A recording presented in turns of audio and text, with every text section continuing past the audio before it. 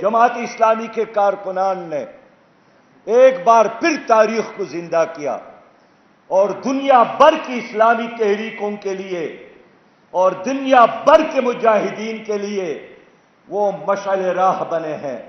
انشاءاللہ بنگلہ دیش کے سرزمین پر ہمارے کارکنان کا یہ خون اور یہ قربانیاں ضرور رنگ لائے گی، اور ایک دن بنگلہ دیش بھی اور پاکستان اسلامی انقلاب کا مرکز بنے گا۔ نہ سر جھکا کر جیے، نہ منہ چھپا کر جیے، ستمگروں کی نظر سے نظر ملا کر جیے۔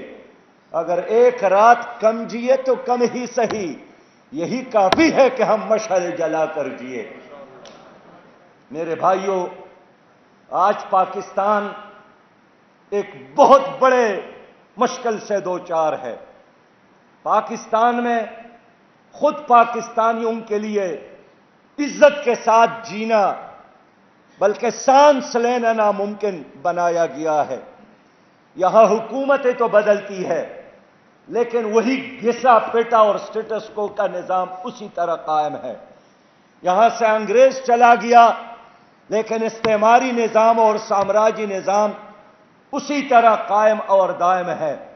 یہ ملک انہوں نے تجربہ گاہ بنایا ہے اور آج یہ تمام تجربات ناکامی سے دوچار ہو گئے ہیں۔ یہاں گزشتہ 75 سالوں میں 35 سال فوجی حکمرانوں نے اور بقیہ ان کے گملوں میں اور اسٹیبلشمنٹ کے گملوں میں پلے اور بڑے سیاسی پارٹیوں نے حکومت کی، لیکن ان جرنیلوں نے بھی اللہ کی دین کے ساتھ اور پاکستان کے نظریے کے ساتھ بے وفائی اور غداری کی، اور ان سیاسی جماعتوں نے بھی شہدائے پاکستان کے ساتھ، ان کے خون کے ساتھ، ان کے قربانیوں کے ساتھ غداری اور بے وفائی کی۔ اور یہی وجہ ہے کہ گزشتہ 75 سالوں میں ایک دن کے لیے بھی پاکستان میں اللہ کا دین نافذ نہیں ہوا، اور اس کا نتیجہ یہی نکلا کہ پاکستان کا جغرافیہ بھی ختم ہو گیا۔ مشرق پاکستان بنگلہ دیش بن گیا۔ سقوط بغداد کے بعد بہت بڑا سانحہ سقوط ڈھاکہ ہم نے اپنی آنکھوں سے دیکھا، اور بقیہ پاکستان بھی خطرے سے دوچار ہے۔ میرے بھائیوں، میرے ساتھیوں، اب وقت آیا ہے کہ پاکستان کی عوام فیصلہ کرے کہ اس پاکستان کو اگر قیامت کی صبح تک محفوظ رکھنا چاہتے ہو تو ایک ہی راستہ ہے کہ پاکستان کو پاکستان کے آئین کے مطابق، پاکستان کو نظریہ پاکستان کے مطابق، پاکستان کو قرآن اور حدیث کے مطابق چلانا ہے، ورنہ یہ تمام تجربات ناکام ہو گئے۔ اب ایک ہی آپشن ہے کہ اس ملک کو ہم خلافت کا، امن کا، اسلامی انقلاب کا مرکز اور گہوارہ بنا لے، اور انشاءاللہ جماعت اسلامی کی جدوجہد جاری رہے گی۔ آج 26 اگست ہے، قیام جماعت اسلامی کے دن سے لے کر آج تک ایک دن بھی ایسا نہیں آیا ہے کہ جماعت اسلامی نے اللہ کی دین کے غلبے کے لیے ایک لمحے کے لیے اپنی جدوجہد چھوڑی ہو۔ مسلسل جماعت اسلامی چلتی رہی، آگے بڑھتے رہی، دارو اور رسن اور قربانیاں دیتے رہی۔ اس قافلے میں حضرت ڈاکٹر نذیر شہید بھی آپ کو ملے گا، اس قافلے میں آپ کو اللہ بخش بھی ملے گا، اور اس قافلے میں وہ ہزاروں کارکنان جو پاکستان کے خاطر مشرق پاکستان میں جام شہادت نوش کر گئے ہیں، اور اس قافلے میں وہ سینکڑوں اور ہزاروں کارکنان جو کشمیر کے وادی میں اور افغانستان کے پہاڑوں میں اسلام کے خاطر، عالمی اسلام کے خاطر اور امت کے خاطر قربانیاں دے گئے ہیں۔ آج کے دن ہم ان تمام کارکنان کو، ان شہیدوں کو، ان مجاہدین کو سلام پیش کرتے ہیں، خراج تحسین پیش کرتے ہیں، اس اعلان اور عزم کے ساتھ انشاءاللہ کہ زندگی کے آخری لمحے تک اور خون کے آخری قطرے تک ہم اس جدوجہد کو جاری رکھیں گے۔ محترم بھائیوں، گزشتہ 5 سال یہاں جیسے گزرے ہیں، میری قوم جانتی ہے کہ یہاں 3 حکومتیں قائم ہو گئی. پی ٹی آئی کی حکومت آئی اور چلی گئی, پی ڈی ایم کی حکومت آئی اور چلی گئی, اب نگران حکومت آئی ہے. لیکن ان 3 حکومتوں نے ہر وہ کام کیا جو آئی ایم ایف نے ان کو کہا, جو ورلڈ بینک نے ڈکٹیٹ کیا. اور آج بھی نگران حکومت کے آنے کے بعد گزشتہ حکومتوں نے جو غلط فیصلے کیے ہیں, جو غلط معاہدے کیے ہیں, جو آئی ایم ایف کے زنجیروں کو قوم کے ہاتھوں میں انہوں نے ڈالے ہیں, آج ان کا اثر ہے کہ روز ایک نیا اعلان قوم کے لیے حکومت کرتی ہے کہ آج ہم نے بجلی کی قیمتوں میں اضافہ کیا, آج پٹرول کی قیمتوں میں اضافہ کیا. قوم حیران ہے کہ 14 اگست کو ایک حکومت چلی گئی اور 14 اگست کو نئے وزیر اعظم نے نگران کے طور پر حلف اٹھایا. ابھی اس کا کیبنٹ مکمل بھی نہیں تھا کہ 20 روپیہ فی لیٹر پیٹرول کی قیمت میں اضافہ کر کے قوم کو حیران اور پریشان کر دیا. اور اب چلتے چلتے کوئی 1 مہینہ بھی نہیں ہوا ہے کہ 3 بار بجلی کی قیمتوں میں اضافہ کر کے آج پاکستان میں بجلی کا فی یونٹ 56 روپیہ پر ہے. ہم حیران ہیں کہ ایک گھر کا بل 40,000 50,000 آیا ہے. یہاں ہمارے ساتھ ڈرائیور ہے یا ہمارے ساتھ دفتروں میں کام کرنے والے کارکنان ہیں جن کے تنخواہیں 2500 اور 30,000 سے زیادہ نہیں ہے, لیکن کہتے ہیں بل 45,000 آیا ہے, بل 35,000 آیا ہے. تو اگر ایک آدمی نے بجلی کو استعمال کیا ہے وہ باؤنڈ ہے کہ ان کی قیمت ادا کرے.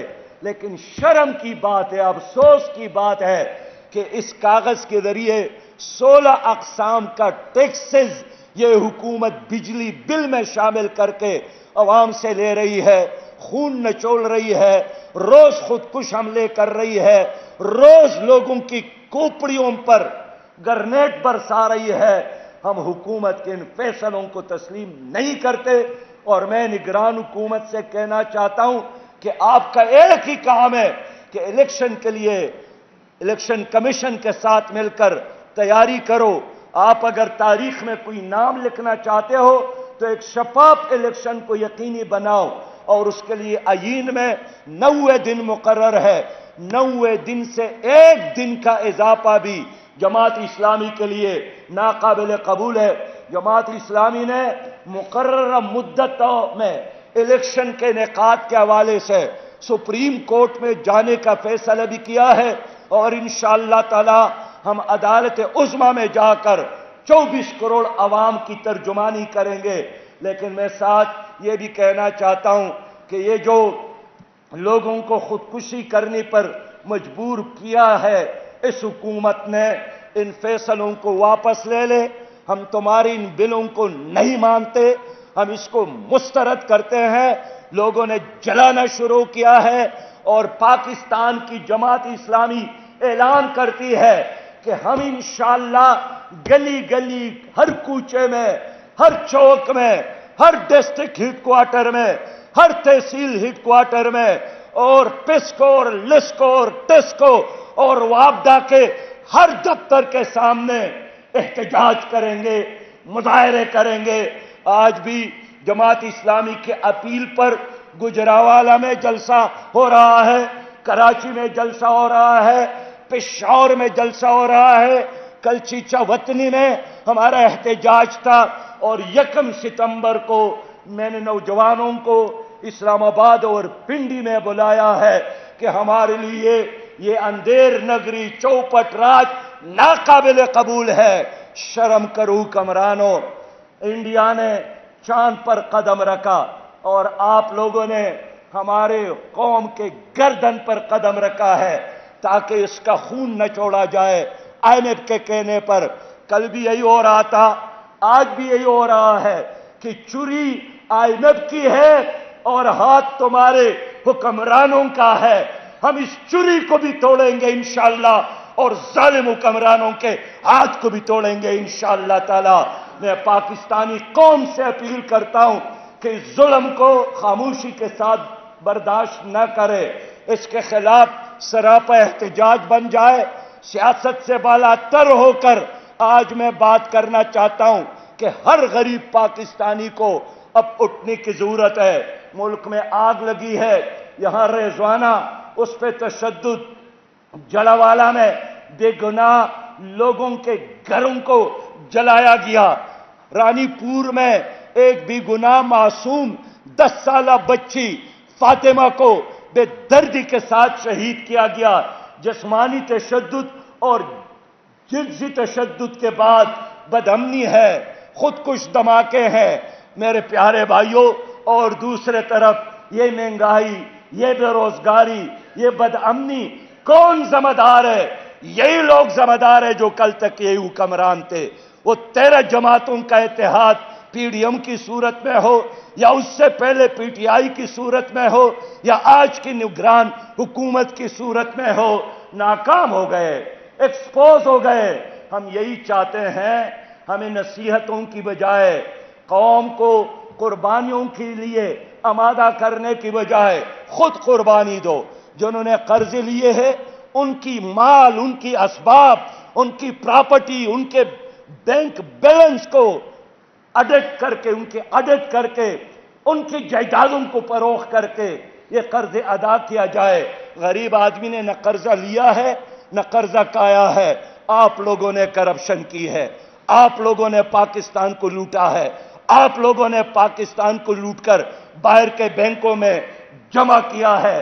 لہذا میں آپ سے اپیل کرتا ہوں، جماعت اسلامی ایک دینی جماعت، ایک انقلابی جماعت، عوام کی ترجمان جماعت، خدمت کرنے والی جماعت، اور اب ہم میدان میں کھڑے ہیں، سر بکپ کھڑے ہیں انشاءاللہ، یا اس ظلم اور جبر کے نظام کو تخت تاراج کریں گے، تباہ اور برباد کریں گے، اور یا اس پاکستان میں انشاءاللہ تعالی بلتے رہیں گے، ہر قربانی دیتے رہیں گے، پیچھے ہٹنے والے نہیں ہیں، ڈرنے والے نہیں ہیں، جھکنے والے نہیں ہیں، ڈرنے اور بکنے والے نہیں ہیں۔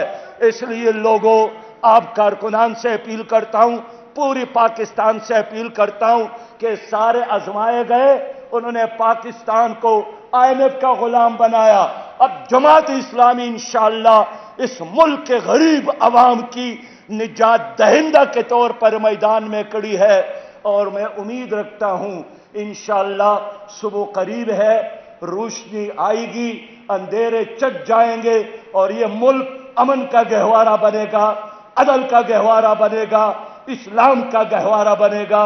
اسلام زندہ باد، پاکستان پائندہ باد۔ روزنامہ قدرت کی ویڈیو دیکھنے کے لیے ابھی یوٹیوب چینل پر سبسکرائب کریں اور بیل آئیکن پر بھی کلک کریں۔